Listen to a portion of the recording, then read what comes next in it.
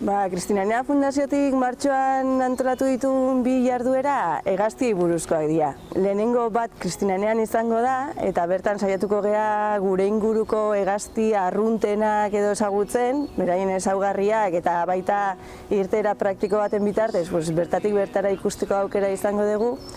Eta bigarrena, ulian izango dena, pixka bat gehiago bideratu dugu gure hegaztien erroldak edo nola egin ditzakegun ikastea. Hau da, lehendabizi identifikatzen ikasiko dugu, eta bigarrenik nola egin hegazti hauen jarraipen bat ikusteko gure inguruan ze espezie dauden, espezie horietatik zeintzuk diren ugariagoak, zeintzuk eskasagoak, eta baita denboran zehar hauetan egon daitezkeen aldaketak. Hau da, urte batean espezie bateko indibidu asko egon dira, beste urte batean gutxiago, urte batean lehenago etorri dira, beste batean beranduago, horrela gure errolda pertsonala egin ahal izango dugu. Ulian egingo dugun bigarren ekintza hau lotu nahi izan dugu momentu honetan daukagun behin-behineko erakusketarekin.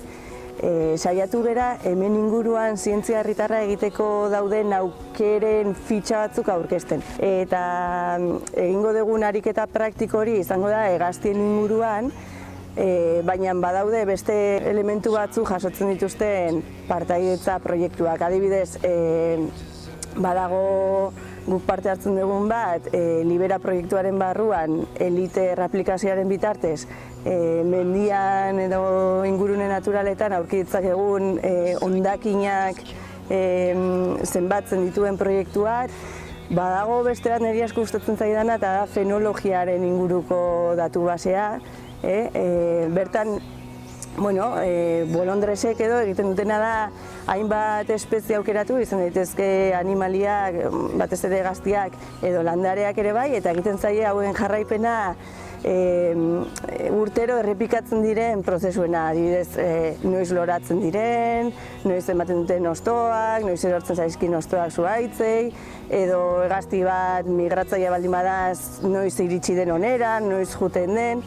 Guzti honekin, datu oso interesgarria biltzen dira, adibidez aldaketa klimatikoak naturarengan ze eragin duen aztertu ahal izateko.